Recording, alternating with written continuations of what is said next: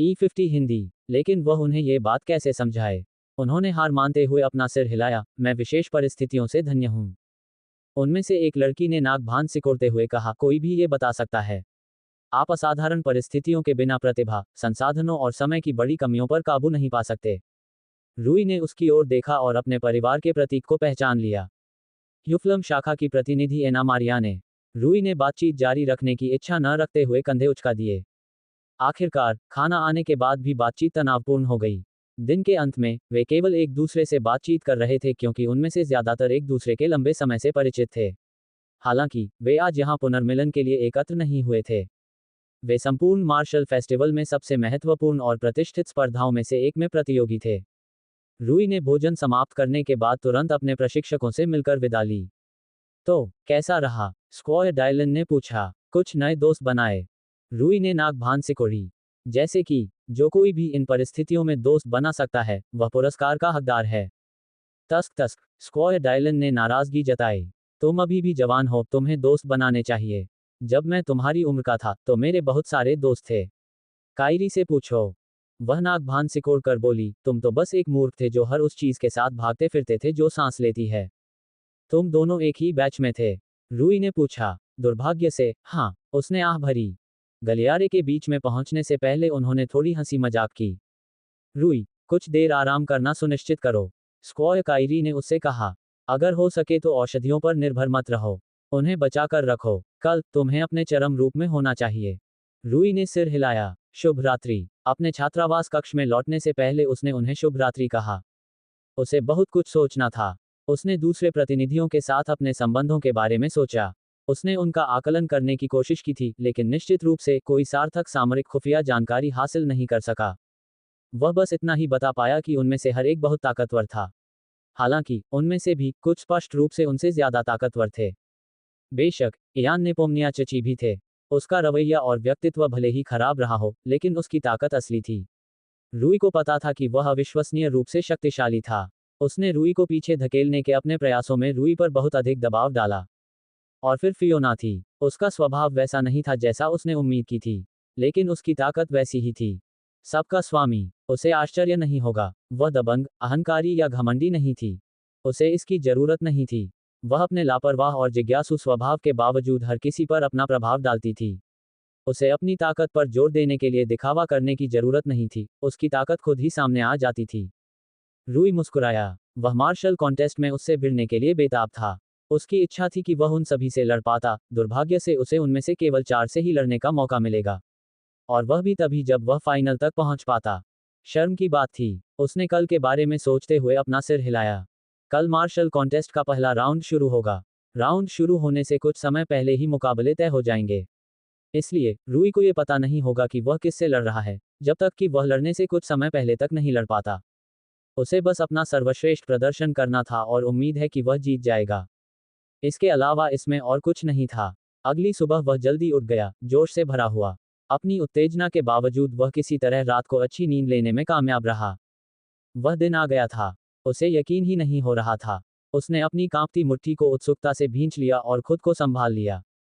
उसने खुद के लिए टब बाथ का प्रबंध किया, विलासिता के कारण नहीं बल्कि इसलिए कि इससे उसे शांत होने और ध्यान केंद्रित करने में मदद मिली।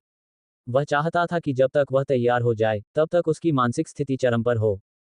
बाहर निकलते ही उसने जल्दी से कपड़े सुखाए और मुख्य हॉल की ओर चल दिया। उसे वहां ठीक समय पर उपस्थित होना था, वह देर नहीं करना चाहता था। बाकी लोग भी आ गए थे।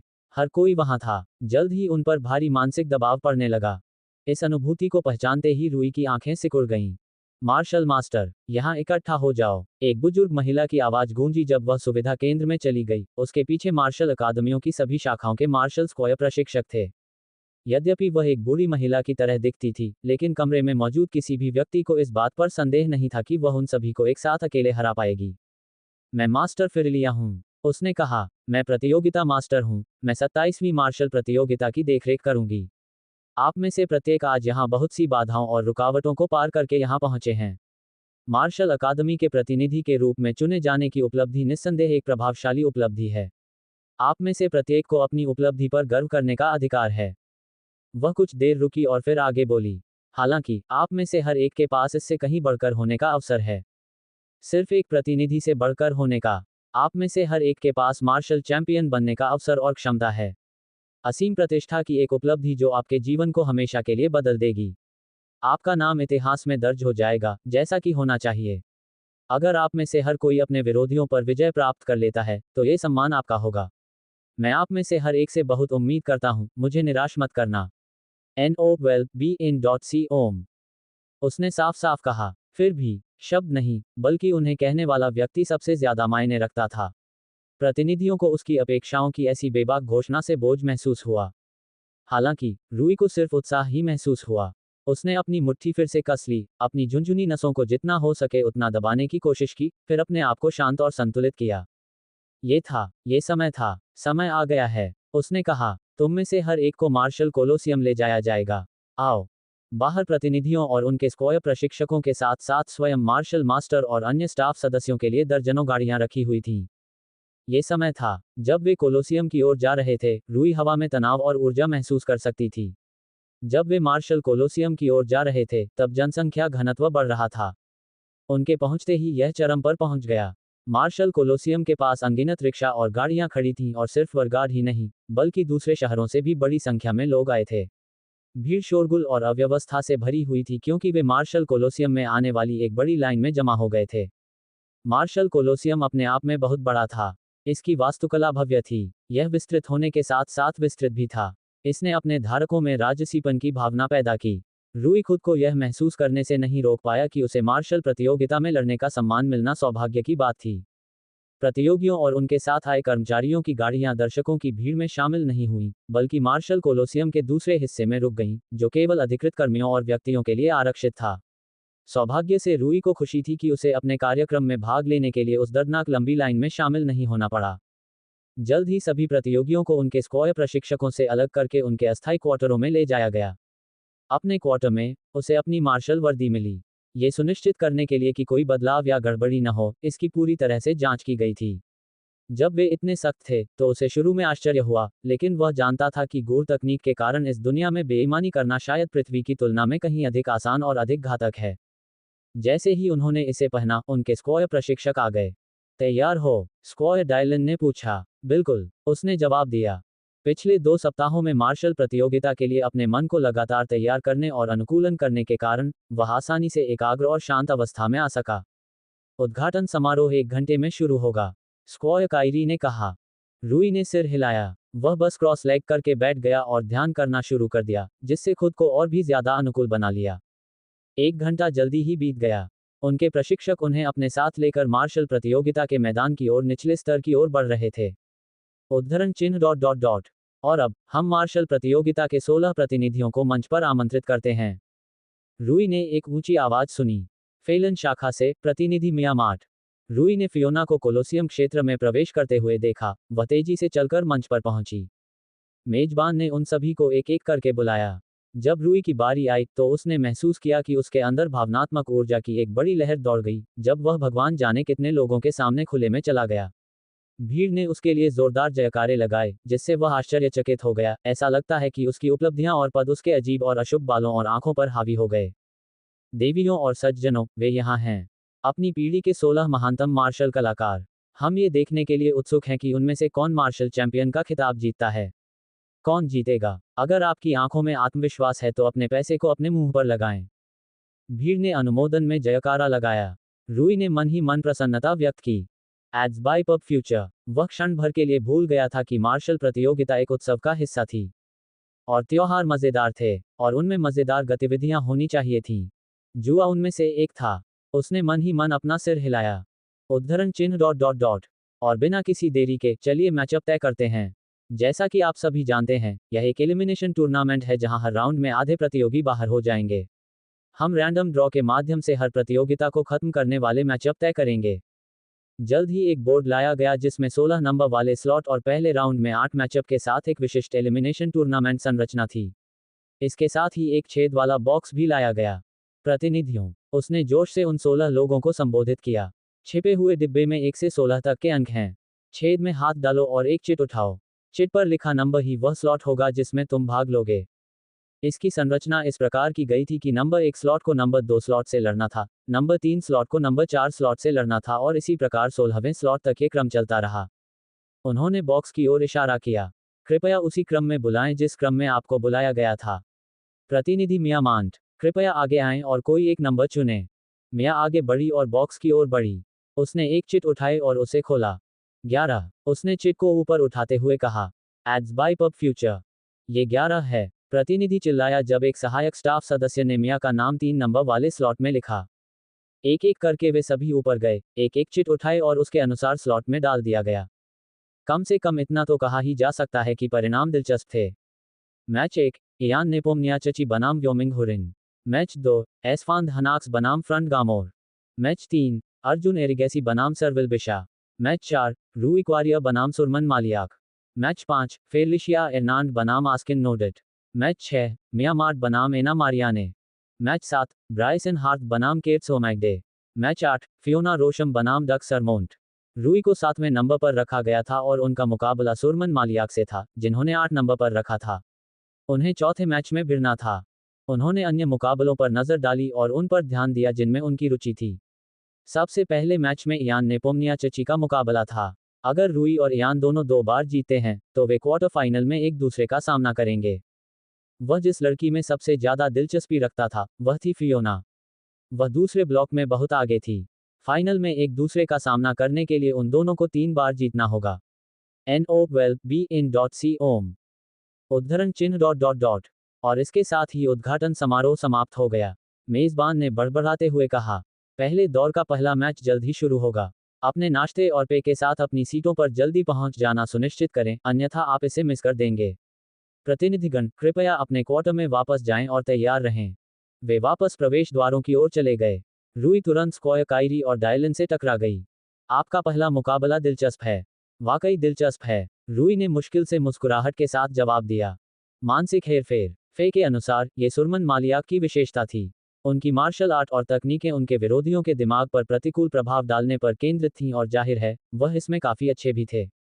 इसमें दिशाभ्रम, सम्मोहन, प्रभाव छापना और अन्य मनोवैज्ञानिक उन्मुख कौशल जैसी चीजें शामिल थीं।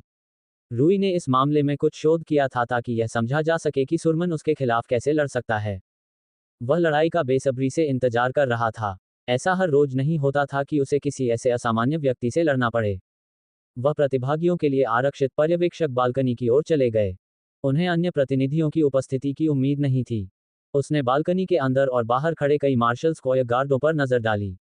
अगर हम एक ही जगह पर हों तो हमारी सुरक्षा करना आसान होगा, उसने सोचा। ऐसा लग रहा था कि मार्शल अकादमी कोई जोखिम नहीं लेना चाहती थी। वह बस उन्हें अनदेखा कर रहा था क्योंकि वह रेलिंग पर झुक गया था, उन्हें अनदेखा कर रहा था। जब उनके मैच शुरू होते थे, तब वह उन पर ध्यान देता था, तब तक वे महत्वपूर्ण नहीं थे। शुक्र है कि बालकनी अविश्वसनीय रूप से चौड़ी थी और उनमें से प्रत्येक के बीच काफी दूरी थी। उन्होंने कोलोसियम के दूसरी ओर स्थित अवलोकन बालकनी पर नजर डाली। उनकी तेज नजरों ने 16 अकादमियों के प्रधानाध्यापकों के साथ साथ प्रतियोगिता मास्टर और कुछ अन्य वीआईपी को पहचाना, इससे पहले कि एक घोषणा उनके कानों में पड़ी। और हम पहले राउंड का पहला मैच तुरंत शुरू नहीं करेंगे। नवंबर LBJNN। एक तरफ हमारे पास ब्रीदिंग माउंटेन शैली के प्रतिनिधि इयान नेपोम्नियाचची हैं जो फारुन शाखा का प्रतिनिधित्व करते हैं। उन्हें इस पीढ़ी के सबसे महान विलक्षण लोगों में से एक माना जाता है। उन्हें मार्शल समुदाय में ब्रीदिंग गोलियत के रूप में जाना जाता है। उनका स्वागत करने में मेरे साथ शामिल हों। जैसे ही इयान मैदान में दाखिल हुआ, भीड़ ने जोरदार जयकारे लगाए। वह बस अपने हाथ जोड़कर इंतजार कर रहा था। रूई थोड़ा घबरा गई। उपनाम, उनके पास वास्तव में शीर्षक हैं। वे असामान्य नहीं हैं, स्क्वायर डायलन ने समझाया। प्रमुख मार्शल कलाकार आमतौर पर एक प्राप्त करते हैं। यह मुख्य रूप से मार्शल समुदाय में एक परंपरा है जो समय बीतने के साथ संस्कृति में फैल गई। यहाँ कायरी को अपने समय में हाजिन की बर्जरकर के रूप में जाना जाता था। एड्स बाय पब फ्यूचर, ध्यान केंद्रित करो, कायरी ने उत्तर दिया। दूसरी ओर, हमारे पास वीविंग लाइटनिंग शैली के प्रतिनिधि व्योमिंग हुरिन हैं जो नार्फिनियस शाखा का प्रतिनिधित्व करते हैं। अपनी अविश्वसनीय गति के लिए फ्लैशिंग ड्रिफ्ट के रूप में जाने जाते हैं। उन्हें तालियां बजाएं। व्योमिंग मैदान में प्रवेश कर गया और इयान से कुछ दूरी पर रुक गया। प्रतिनिधि, मुकाबले के रेफरी ने उन दोनों को संबोधित किया। मैं आखिरी बार नियमों पर चर्चा करूंगा। हत्या न करना और अखाड़े की सीमा को न छोड़ना, इनमें से किसी भी एक के परिणामस्वरूप क्रमशः अयोग्यता और हार होगी। यदि आप हारना चाहते हैं तो आप केवल इच्छा कर सकते हैं और आपकी मार्शल वर्दी से जुड़ा विशेष उपकरण हमें आपके त्यागपत्र के बारे में सूचित करेगा। लड़ाई समाप्त होने के बाद जानबूझकर हमला करने पर भी अयोग्यता होगी। क्या आप इन नियमों का पालन करने के लिए सहमत हैं? मैं करता हूँ, इयान ने जवाब दिया। हाँ, मैं करता हूँ, व्योमिंग ने प्रतिध्वनित किया। तो फिर बिना किसी देरी के शुरू करें। उन्होंने पहला मैच शुरू किया। और पहला मैच शुरू हो गया है, मेजबान ने घोषणा की। हूश, व्योमिंग का चेहरा धुंधला हो गया क्योंकि उसने तुरंत ही अपने और इयान के बीच की दूरी को पार कर लिया। पाव पाव, उन्होंने कुछ ही क्षणों में डबल कॉम्बो लगा दिया। हूश, इयान ने उस पर वार किया, लेकिन वह खाली हवा में जा गिरा और व्योमिंग ने आसानी से उसे चकमा दे दिया। व्योमिंग लगातार तेजी का प्रभावशाली प्रदर्शन करते हुए इयान पर लगातार आक्रामक तरीके से हमला करता रहा। एड्स बाय पब फ्यूचर, ये दृश्य देखकर रूई की भौहें तन गईं। वह केन के बराबर है। वह रैखिक गति में तेज है, लेकिन केन वक्रीय गति में कहीं ज्यादा चुस्त और तरल है। मैं समझता हूँ, वह एक आक्रामक चालबाज है। रूई को ये काफी दिलचस्प लगा। दोनों की शैलियों में अंतर काफी स्पष्ट था, भले ही वे दोनों ही चाल चलन पर केंद्रित थे। वायोमिंग पारंपरिक रूप से अपने आक्रमण के साथ बहुत अधिक आक्रामक और सक्रिय था, जबकि केन की मार्शल आर्ट चकमा देने वाली और जवाबी थी। वास्तव में, स्क्वॉय कायरी ने सिर हिलाया। उनकी सबसे बड़ी ताकत उनकी प्रभावशाली आक्रामक युद्ध गति है। रूई ने सिर हिलाया, और फिर भी, रूई ने इयान की ओर देखा, उसे कोई नुकसान नहीं पहुंचा है। न केवल उसे कोई नुकसान नहीं पहुंचा, बल्कि वह हिल भी नहीं पाया। वस्तुतः, व्योमिंग अपनी स्थिति बदलने में भी असमर्थ था। हूश, व्योमिंग ने उस पर अविश्वसनीय रूप से तीव्र हमला बोल दिया। अकवार, रूई ने जो देखा उसे देखकर उसकी आंखें चौड़ी हो गईं। इयान जो संघर्ष कर रहा था और तालमेल बिठाने में असफल हो रहा था, उसने अचानक व्योमिंग की मुट्ठी आसानी से पकड़ ली। क्या बदल गया था? क्या ये सबसे अच्छा है जो तुम कर सकते हो? उसने व्योमिंग से पूछा, जबकि उस पर ठंडा दबाव बढ़ रहा था और वह छूटने के लिए संघर्ष कर रहा था। बहुत बुरा, ये पर्याप्त नहीं है। एड्स बाय पब फ्यूचर, धमाका, उन्होंने व्योमिंग की आंत पर अविश्वसनीय रूप से शक्तिशाली हमला किया। उसने जो जोर से प्रहार किया, उससे उसके मुंह से खून निकलने लगा। गिरना, व्योमिंग दर्द और सदमे से घुटनों के बल गिर पड़ा। धमाका, इयान ने उसे धीमी लेकिन शक्तिशाली किक से अखाड़े में फेंक दिया। जब उसने व्योमिंग की मुट्ठी को रोका था, तब से उसकी गति अचानक बहुत कम हो गई थी, लेकिन उसकी शक्ति बहुत बढ़ गई थी।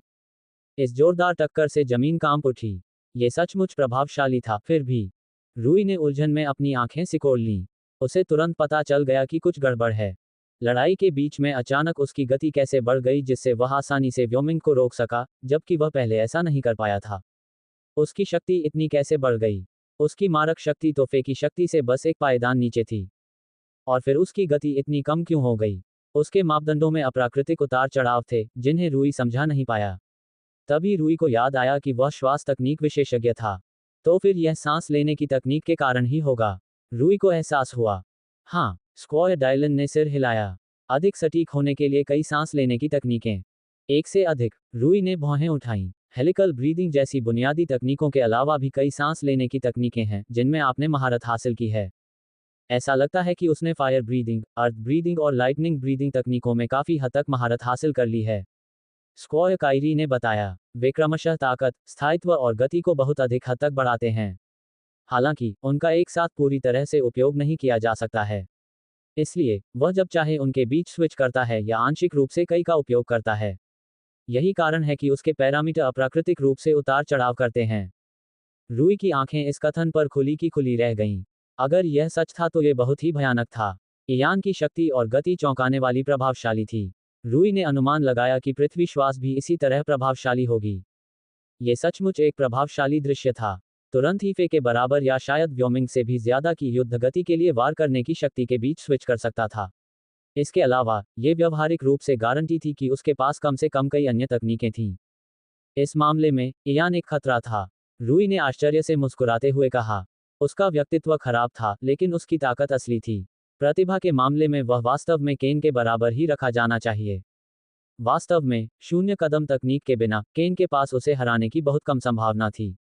रूई ने बड़ी दिलचस्पी से देखा कि कैसे इयान ने पोम्निया चची व्योमिंग पर हावी हो रहा था। वह ध्यान से उसकी सांसों पर ध्यान दे रही थी और उसके लक्षणों और रूपों पर गौर कर रही थी। शक्ति को बढ़ाने के लिए वह सांस लेता था। अग्निश्वास की आवृत्ति धीमी थी लेकिन बहुत गहरी और बड़ी थी। रूई को संदेह था कि कम समय में बड़ी मात्रा में ऑक्सीजन की वृद्धि शक्ति को अधिकतम करने के लिए अनुमति देती है।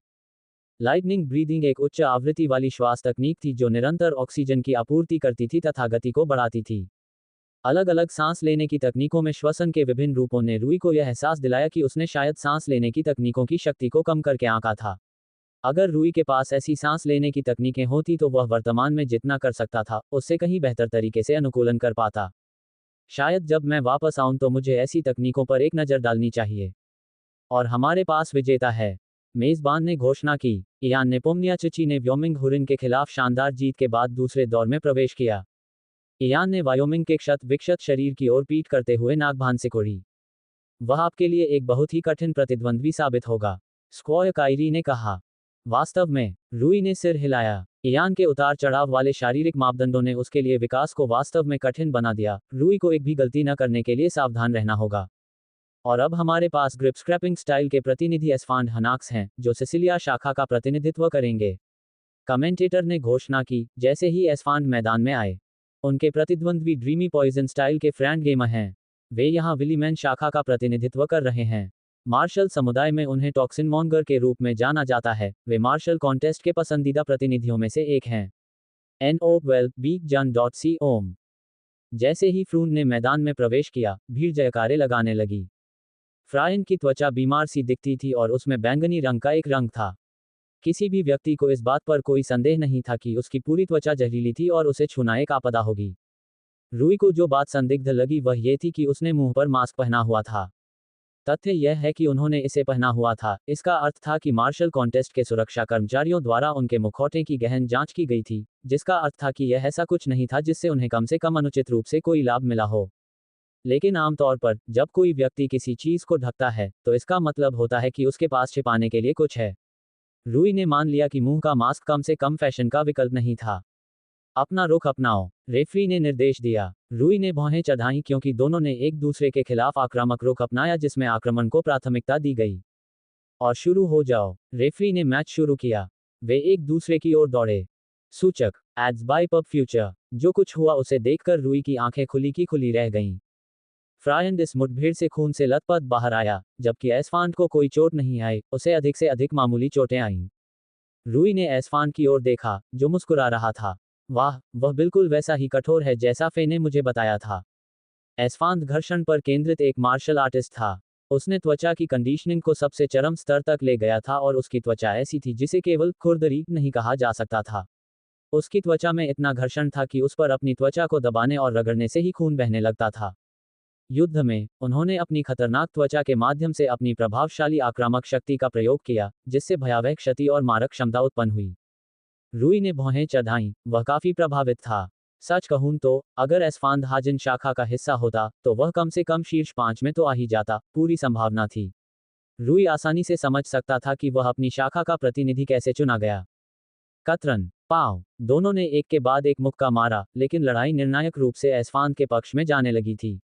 वह तुरंत नुकसान पहुंचाने में सक्षम था और उसने पहले ही बहुत अधिक नुकसान पहुंचाया था। वोबल, अचानक, एस्फांड लड़खड़ा गया। Ads by PubFuture. उसकी दृष्टि धुंधली हो गई और उसकी मांसपेशियों की सारी शक्ति खतरनाक दर से कम होने लगी। वूश, उन्होंने एक ऐसा शॉट लगाया जिसे फ्रायन ने आसानी से बचा लिया। पाव पाव पाव, फ्रायन ने उस पर लगातार वार करना शुरू कर दिया। युद्ध ने अचानक ही अपना रुख बदल लिया। उसका जहर समय पर असर दिखाने लगा। रूई ने कहा। स्क्वॉय कायरी ने सिर हिलाया। शुरू से ही दोनों पक्षों को पता था कि यह लड़ाई एक दौड़ थी। वे दोनों ही आक्रामक किस्म के मार्शल आर्टिस्ट थे, जिनमें बहुत मारक क्षमता थी। ऐसा लगता है कि यह एक ऐसी दौड़ थी जिसमें एस्फांड हार रहा है और फ्रुएन जीत रहा है। गिरना, एस्फांड जमीन पर गिर पड़ा। रेफरी ने उसके करीब आकर घुटने टेके और फिर हाथ हिलाया। और हमारे पास एक विजेता है देवियों और सज्जनों, कमेंटेटर ने घोषणा की। प्रतिनिधि एस्फांड हनाक्स के अथक हमले से विजयी होकर, प्रतिनिधि फ्रायन गामर अगले दौर में आगे बढ़ेंगे। दूसरे दौर में उनका सामना इयान नेपोम्नियाचुची से होगा। रूई ने फ्रैंड को घूर कर देखा। उन्होंने कहा, उसका जहर अवी सेठ की तुलना में अधिक तेजी से काम करता था और अपने शिकार को अधिक तेजी से निष्प्रभावी कर देता था। फ्रैंड का जहर एवी सेठ के जहर से कहीं ज्यादा शक्तिशाली है, स्क्वॉय कायरी ने कहा। जहर आधारित मार्शल आर्ट की शक्ति काफी हद तक उन जहरों पर आधारित होती है जो वे इस्तेमाल कर सकते हैं। इस क्षेत्र में टैलिन का निर्धारण सबसे शक्तिशाली जहर से होता है जिससे कोई व्यक्ति प्रतिरक्षित हो सकता है और फिर अपने शरीर में समाहित हो सकता है। इस मामले में, फ्रैंड एवी से काफी आगे है। रूई ने उसके निर्णय से सहमति जताते हुए सिर हिलाया। एस्फांट को तुरंत बाहर निकाल लिया गया और चिकित्सकों की एक टीम द्वारा उसका उपचार किया गया, जबकि फ्रायन ने कई उपचारकारी औषधियां पी लीं, जबकि उसे कर्मचारियों द्वारा अखाड़े से बाहर ले जाया गया। और अब हम पहले राउंड के तीसरे मैच की ओर बढ़ते हैं, कमेंटेटर ने घोषणा की। रूई की आंखें सिकुड़ गईं। उसे इस मुकाबले में खास दिलचस्पी थी क्योंकि अगर वह जीत जाता, तो अगले राउंड में उसका सामना इस मुकाबले के विजेता से होता। एक तरफ हमारे पास प्रतिनिधि अर्जुन एरिगेसी और उनकी एडमंड बोल्डर शैली है जो रावा शाखा का प्रतिनिधित्व करती है। उन्हें उनकी अभेद्य रक्षा के लिए मार्शल समुदाय में एडमंड बोल्डर के रूप में जाना जाता है। उनका स्वागत करने में मेरे साथ शामिल हों, टिप्पणीकार ने घोषणा की। भीड़ ने जयकारे लगाए और तालियां बजाईं। अर्जुन एरिगेसी ने मैदान में प्रवेश किया और तुरंत ही सबका ध्यान अपनी ओर आकर्षित कर लिया। उसकी कदकाठी और शारीरिक बनावट बहुत बड़ी थी। वह लगभग 7 फीट लंबा था। वह एक विशाल पर्वत की तरह दिखाई दे रहा था जो हर किसी को अपनी ओर आकर्षित कर रहा था। दूसरी ओर हमारे पास प्रतिनिधि सर्विल बिशा और उनकी फ्लिकरिंग कोर शैली है जो ग्रे गोल शाखा का प्रतिनिधित्व करती है। मार्शल समुदाय में फ्लिकरिंग गोल के रूप में जानी जाने वाली आप में से कोई भी इस लड़ाई को मिस नहीं करना चाहेगा। सर्विल को देखकर ऐसा लग रहा था कि वह काफी समय से सोई नहीं है। उसकी आंखों के नीचे बैग थे, फिर भी वह खतरे की आभा बिखेर रही थी। प्राइमोडियल सेंस उसे छूना भी नहीं चाहता था। वह उन कुछ मार्शल आर्टिस्टों में से एक थी जिनके बारे में उनके किसी भी मित्र को ज्यादा जानकारी नहीं थी। अपना रुख अपनाओ, रेफरी ने निर्देश दिया। जैसा कि रूई ने उम्मीद की थी, अर्जुन ने एक अविश्वसनीय रक्षात्मक रुख अपनाया। उसने अपने पैरों को अलग किया, अपना संतुलन बनाए रखा और खुद को एक जगह पर मजबूती से टिकाया। उसकी भुजाएं उसके सामने थीं, उसकी रक्षा कर रही थीं। यह एक ऐसा रुख था जो रक्षा के प्रतीक के रूप में था। सर्विल ने इसके बजाय एक तटस्थ रुख अपनाया। फिर भी प्राइमोडियल सेंस ने उसे अभी भी संकेत दिया कि कुछ गड़बड़ है। उसका रुख काफी शांत था, फिर भी उसने जो खतरा पैदा किया वह निश्चित रूप से नहीं था। शुरू करो, रेफरी ने मैच शुरू किया। अर्जुन स्थिर खड़ा था, तभी सर्विल ने उस पर कई शक्तिशाली हमले किए। पाव पाव पाव, पब फ्यूचर द्वारा विज्ञापन। सभी ने बिना किसी नुकसान के उसके बचाव में छलांग लगा दी। ऐसा लग रहा था कि उसने कोई तकनीक भी इस्तेमाल नहीं की थी। कंडीशनिंग, रूई ने आश्चर्य से पूछा। कोई भी कंडीशनिंग नहीं, कायरी ने कहा। उसने अपने शरीर की मजबूती को हर स्तर पर कंडीशन किया है। त्वचा, मांस, मांसपेशियां और हड्डियां, वह अंदर से बाहर तक मजबूत है। रूई ने आंख उठाई, उसे मानना पड़ा कि यह वाकई प्रभावशाली था। उसके बचाव ने डेलन को भी शर्मसार कर दिया। जिस गति से वर्तमान लड़ाई चल रही थी, वह काफी प्रभावशाली ढंग से जीत जाएगा। फिर भी रूई ने अपनी अंतर्ज्ञान पर भरोसा करना सीख लिया था। उसे नहीं लगता था कि सर्विल कमजोर है। जल्द ही एक परिवर्तन घटित हुआ। धमाका, उस प्रहार से अर्जुन को अत्यधिक पीड़ा हुई और उसकी आंखें खुल गईं। वह लड़खड़ाकर पीछे हट गया। रूई की आंखें सिकुड़ गईं। वह क्या था? बम बम बम। अर्जुन ने एक गार्ड बनाया क्योंकि उसके वार से उसे और ज्यादा दर्द होने लगा था। वह और ज्यादा पीछे हटने लगा क्योंकि हर वार से वह लड़खड़ा रहा था। आह, स्क्वायर डायलन को एहसास हुआ। मैं समझ गया। बहुत दिलचस्प है। क्या बात है, प्रशिक्षक डायलन? रूई ने भौहें उठाते हुए पूछा। कंपन, डायलन ने उत्तर दिया। वह उसके अंदरूनी हिस्सों से परे प्रभाव को भेदने में सफल हो रही है, ताकि महत्वपूर्ण अंदरूनी हिस्सों को नुकसान पहुंचा सके। ये क्षति पहुंचाने का एक नया तरीका है जो कंपन का उपयोग करके प्रभावों को भेदता है। इस प्रकार, वह प्रत्येक प्रहार के साथ अधिक से अधिक क्षति पहुंचाने में सक्षम है। यह एक शक्तिशाली आक्रामक क्षेत्र है, जिसे मास्टर करना बहुत मुश्किल है, बेशक। रूई की आंखें चौड़ी हो गईं जब उसने पीछे मुड़कर देखा। उसने भूकंपीय मानचित्रण का उपयोग करके भूकंपीय विकिरण पर ध्यान केंद्रित करने की कोशिश की। वह सही कह रहा है। रूई को एहसास हुआ। उसका पूरा शरीर कंपन कर रहा है। नोव एल बी JNN। कंपन का उपयोग आमतौर पर तकनीक में भेदक और भेदक प्रभावों के लिए किया जाता था।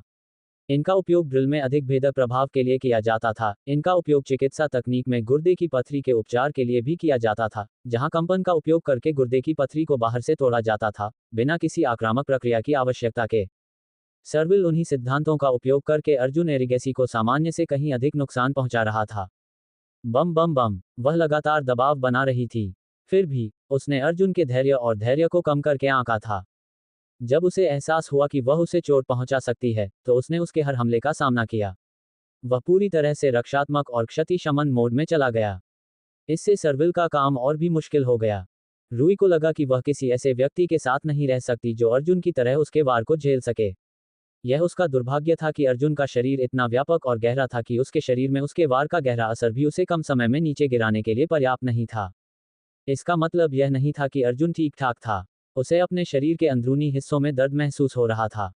उसके अंदरूनी अंग दुख रहे थे और मानव शरीर के कमजोर हिस्से को वह कितना मजबूत कर सकता था, इसकी एक सीमा थी। उसकी शक्तिशाली प्रशिक्षु स्तर की शक्ति उसे अंदर से बाहर तक प्रभावित कर रही थी, जो वास्तव में उसकी रक्षा और सहनशक्ति का परीक्षण कर रही थी, जो कि यातनापूर्ण कंडीशनिंग प्रशिक्षण व्यवस्थाओं के अलावा किसी भी चीज से अलग थी। देखते हैं क्या बड़ा है, तुम्हारी शक्ति या मेरा शरीर।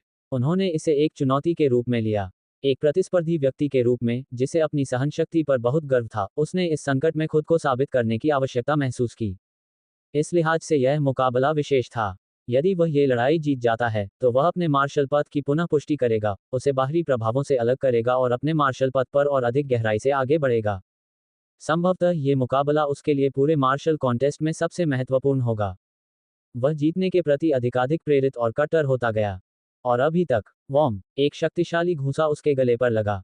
गला मानव शरीर के सबसे कमजोर क्षेत्रों में से एक है। अर्जुन की शक्तिशाली कंडीशनिंग के बावजूद, यह उसके शरीर के बाकी हिस्सों की तरह अविश्वसनीय रूप से मजबूत नहीं था। अभी तक, वह दृढ़ रहा। दर्द अविश्वसनीय था, लेकिन उसने गिरने से इनकार कर दिया। बैम! दूसरा वार उसके गार्ड में से फिसलकर उसके सिर पर जा लगा। सर्विल के वार की व्यापक प्रकृति ने उसके दिमाग को झकझोर कर रख दिया और एक सीमा पार कर गया। मस्तिष्क को अनुकूलित नहीं किया जा सकता, ऐसा करने का कोई भी प्रयास स्थायी मस्तिष्क क्षति के साथ समाप्त होगा। गिरना! वह जमीन पर गिर पड़ा क्योंकि झटकों के कारण उसके मस्तिष्क में तीव्र चोट पहुंची थी, जिससे उसका चेतन मन बंद हो गया था। एक क्षण के लिए सभी लोग चुप हो गए। और हमारे पास विजेता है दोस्तों, कमेंटेटर ने तुरंत फिर से कहा। सर्विल बिशा ने अर्जुन एरिगेसी के अविश्वसनीय डिफेंस को तोड़ते हुए पहला राउंड पार कर लिया है।